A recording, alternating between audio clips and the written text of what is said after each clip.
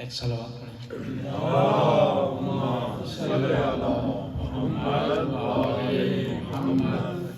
بسم اللہ الرحمن الرحیم۔ رب اشرح لی صدری ویسر لی امری واحلل عقدۃ من لسانی یفقهوا قولی۔ قال اللہ تعالی فی کتابہ المجید والفرقانہ الحمید وقولہ الحق واصدق الصادقین۔ قال فبعزتک لأغوینہم اجمعین الا عبادک المخلصین۔ خداوند تعالیٰ کا قرآن کریم میں ارشاد ہوتا ہے اور خداوند تعالیٰ کے اس کلام میں حکایت ہوئی ہے یہ شیطان سے کہ اے خدایا تیری عزت کی قسم کہ میں ان تمام افراد کو گمراہ کروں گا مگر یہ کہ وہ جو تیرے خالص بندے ہیں ان کو گمراہ نہیں کر سکوں۔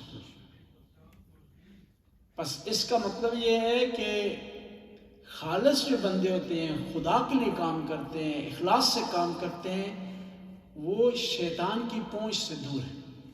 اگر آپ چاہتے ہیں نا شیطان کی پہنچ سے دور ہو جائیں، آپ کا عمل شیطانی عمل سے خالی ہو جائے، تو اپنے عمل کو خالص کریں۔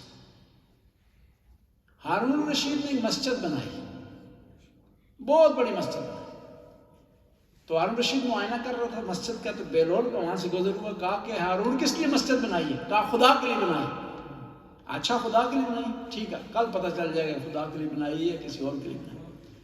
ہارون رشید نے اس نے بیلول نے کیا، مستری کے پاس گیا جو پتھر تراشتا ہے نا، اس کے پاس کہا کہ لکھا مسجد کا نام اور نیچے لکھا بانی بہلول، کہ یہ بیلول مسجد بنانے والا۔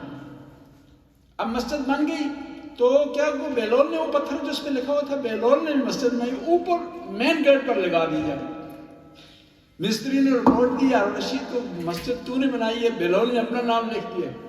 بلایا اس نے ہارون رشید کو، بیلول یہ کیا کیا تم نے؟ مسجد پہ اپنا نام لکھا۔ انہوں نے کہا تو نے تو خدا کے لیے بنا لی، تیرے لیے کیا فرق پڑتا ہے کہ کوئی بھی نام لکھ دے؟ کہا نہیں فرق پڑتا ہے، یعنی بنائی میں خرچہ بے کر تو اپنا نام اوپر لکھ دے۔ بس انسان خدا کے لیے کام کرے اس میں ندامت نہیں پائی جاتی۔ غریبوں کی مدد کریں، بے سہاروں کے لیے آسرا بنیں، خدا کے راستے میں دیں، لیکن اس میں اخلاص ہونا چاہیے۔ اگر ذرا برابر اس میں دکھلاوا آ جائے گا تو عمل قبول نہیں ہوگا، وہ عمل رائگان ہو جائے گا۔ اور اخلاص اگر سیکھنا ہے تو آل بیت کے دروازے سے سیکھیں کہ دشمن کے سینے پر سوار ہے مولا امیر المومنین۔ اس ملعون نے جسارت کی ہے، عمر بن عبدالعزیز نے سائڈ پر ہٹ کے چلنا شروع کر دیا۔ صحابہ کرام نے بعد میں آ کر سوال کیا کہ آپ نے علی کیا کیا؟ خطرناک کام کیا، رسکی کام کیا آپ نے۔ مولا نے کہا کہ میں خدا کے لیے کام کر رہا تھا، جب اس نے جسارت کی ہے نا تو میرا غصہ اس میں شامل ہو گیا، میری عصبانیت اس میں شامل ہو گئی تھی، اس لیے میں نے چلنا شروع کر دیا۔ تو سعدی نے بڑا پیارا جملہ کہا، اخلاص عمل زیالی آموز، اگر چاہتے ہو اخلاص سیکھو تو علی سے سیکھو۔ بس انسان کو کوشش کرنی چاہیے جو کام بھی کرے اخلاص کی بنیاد پر ہونا چاہیے، اور اس اخلاص کے لیے پھر تعداد کی ضرورت نہیں ہوتی کہ مولانا یہ جا کر دیکھیں ان کے پاس سامنے پڑھنے والے کتنے ہیں۔ کہتے ہیں یہاں ناروے میں ایک دفعہ واقعہ ہوا کہ پاکستان سے کسی بڑے خطیب کو کسی مسجد نے بلایا تو مجمع کم تھا، اس نے تقریر نہیں کی کہ میری بےزتی تم لوگوں نے کر لی، لوگ ہی نہیں ہیں یہاں پر۔ نہیں، اگر پڑھ رہے ہیں آپ خدا کے لیے تو آپ نے مجمع کو نہیں دیکھنا، آپ نے تو پیغام کو دیکھنا ہے، کس کا پیغام ہے، کس لیے پہنچایا جا رہا ہے، کچھ خاطر جو ہے آپ وہ پیغام دے رہے ہیں، یہ بنیاد آپ کی ہونی چاہیے۔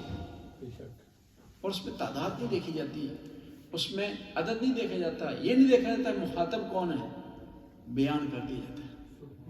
اور اخلاص نومی کی وجہ سے کئی خطباء کو ہارٹ اٹیک ہو جاتا ہے پاکستان میں کہ دیکھیں مجلس نہیں لگی، یہ نعرہ نہیں بجے، جواب نہیں آیا، داد نہیں ملی، وہ کیا ہے مایوس ہو جاتا ہے۔ نہیں، آپ نے تقریر داد کے لیے نہیں کرنی، آپ نے تقریر پیسوں کے لیے نہیں کرنی، آپ نے خدا کے لیے کرنی۔ خدا کے لیے پیغام آپ نے دینا ہے تو وہ پیغام پہنچ گیا. امام خمینی کا مشہور جملہ ماں مکلف کی تکلیف ہستی، حتیٰ نتیجے کو نہ دیکھیں. آپ خدا کے لیے جو کام کر رہے ہیں تو وہ نتیجے کو نہیں دیکھتے، وہ کر بیٹھتے ہیں کام. اور جو خدا کے لیے آپ کام کریں گے نا تو ظاہر طور پر نتیجہ الٹا بھی ہو تو پھر بھی آپ کو ثواب ملے گا. خدا کے لیے کام کریں گے، اگر لوگوں کو اچھا لگے یا نہ لگے پھر بھی آپ کو ثواب ملے گا. آپ نے جب خدا کے لیے کام کر لیا تو لوگوں کے لیے کرنا، تو پھر آپ نے وہ دیکھنا ہے کہ وہ کس چیز پر راضی ہے. وہ راضی ہے اخلاص کی بنیاد پر، عمل کی بنیاد پر نہیں. بس کوشش کرے انسان اس کے عمل خالص ہو. امام جعفر صادق علیہ السلام ارشاد فرماتے ہیں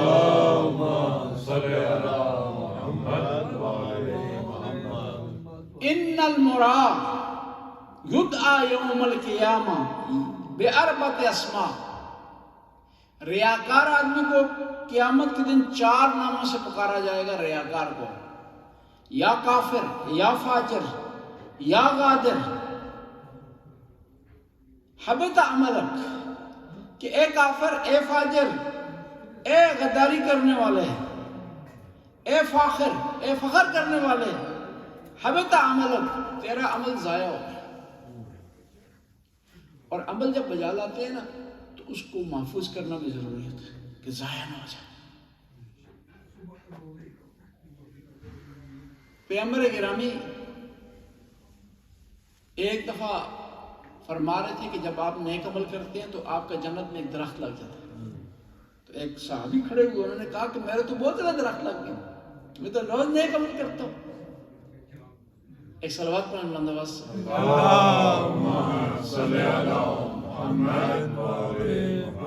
پیغمبر نے کہا کہ ہاں تیرے درخت بہت زیادہ لگ گئے ہیں، بشرطے کہ ان کے لیے آگ نہ بھیجی ہو تم نے ریاکاری کے ذریعے، دکھلاوے کے ذریعے. بس عمل بجا لانا بھی ضروری ہے لیکن اس کو محفوظ رکھنا بھی ضروری ہے. محفوظ وہی عمل ہو جاتا ہے جس میں جو ہے اخلاص پایا جاتا ہے. اگر آپ بار بار گنتے ہیں تو اخلاص نہیں. اور کسی غریب آدمی کی مدد کی ہے تو اس سے توقع رکھ رہے ہیں کہ وہ آپ کی تعریف کرے تو اخلاص نہیں. آپ غریب کی مدد کر رہے ہیں، اس سے توقع کر رہے ہیں کہ آپ کا کہنا بھی مانے، یہ آپ کی بات بھی سنے، آپ کے کام بھی آئے ہو، پھر اس میں اخلاص نہیں پایا جاتا. ہماری یہ توقع ہوتی ہے نا کہ غریب آدمی کی اب مدد ہم نے کر دی ہے، اب جو ہے وہ ہمارا گھاس بھی وہ کاٹے، ہماری گندم بھی کاٹے، ہمارے جو ہے مال مویشیوں کا خیال بھی رکھے، ہماری احترام بھی کرے، ہماری عزت بھی کرے، ہماری رسپیکٹ بھی کرے. اگر یہ توقع ذہن میں آ گئی ہے تو وہ عمل قبول نہیں ہے. وہ آپ نے اس لیے نہیں کیا کہ خدا کے لیے کیا ہو، وہ آپ نے اس لیے کیا کہ آپ کی رسپیکٹ کی جائے، آپ کے احترام کیا جائے. وہ عمل خدا کے کھاتے میں نہیں لکھا جائے گا، فی سبیل اللہ کے کھاتے میں نہیں لکھا جائے گا. وہ عمل آپ کے دکھلاوے کی خاطر. ایک آیت اللہ تھے، وہ ہمیشہ پہلی صف میں قوم میں نماز پڑھتے تھے، صف اول پہ.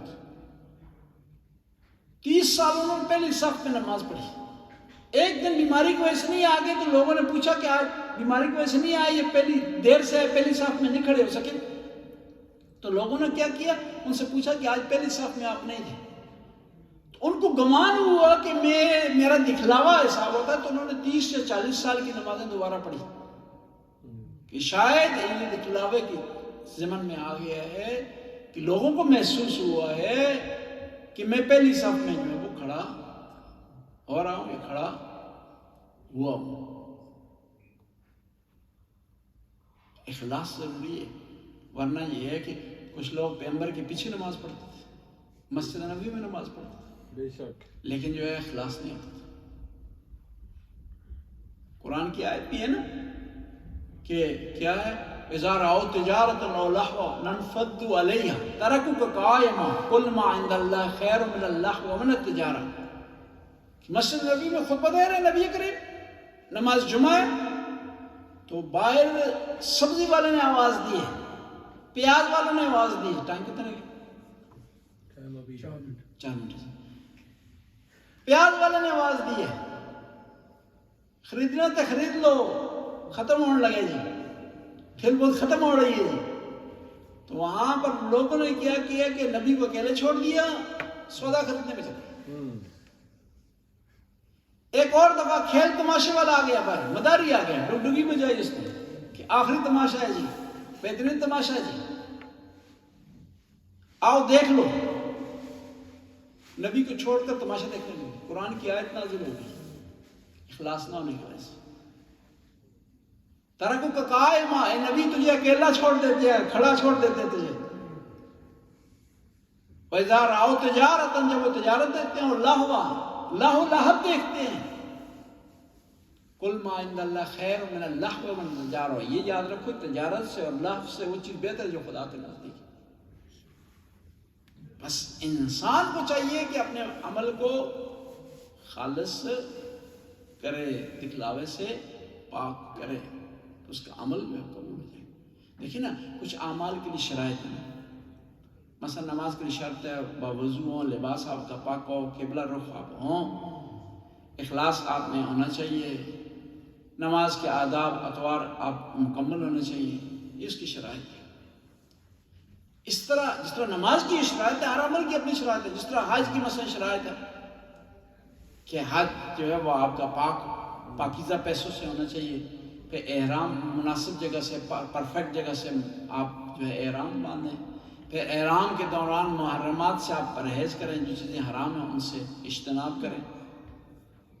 پھر یہ ہے کہ وقوف آپ کا صحیح ہو عرفات میں، منی میں آپ کا قیام صحیح ہو، مزدلفہ میں آپ صحیح رات آپ نے گزاری ہو، قربانی آپ نے صحیح کی ہو. اور قربانی میں اندر شرائط ہونی چاہیے، جانور وہ بیل اس کے پاؤں نہ ٹوٹا ہو، اس کا کان کٹا ہوا نہ ہو، اس کی عمر مکمل ہو، ساری چیزیں. اس طرح ہر عبادت کے لیے شرائط. کوشش کرے انسان عبادت کو، چاہے وہ مالی ہو چاہے وہ بدنی ہو، پوری شرائط کے ساتھ بجا لائے. خدایا ہمیں جو باتیں کی ان پر عمل کرنے کی توفیق عطا فرما، گناہوں سے بچنے کی توفیق عطا فرما. یا اللہ واجبات بجا لانے کی توفیق عطا فرما. یا اللہ تو غفور رحیم ہے. جس مومن آج افطاری کا انتظام کیا ہے، جن مومنین نے ان کے ساتھ تعاون کیا ہے افطاری بنانے میں، کسی حوالے سے ان کی توفیقات میں اضافہ فرما، ان کے رزق میں وسعت عطا فرما، ان کی اولاد کو نیک اور صالح بنا، ان کے مرحومین کی مغفرت فرما. ربنا آتنا فی الدنیا حسنہ وفی الآخرۃ حسنہ وقنا